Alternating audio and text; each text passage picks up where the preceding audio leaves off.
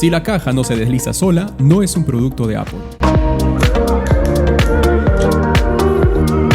Viene con el cable MagSafe.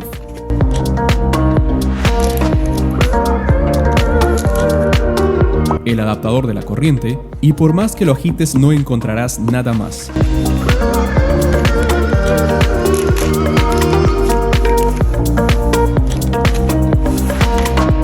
La MacBook Air de 2022 tiene un nuevo diseño, todo en aluminio y de color azul oscuro.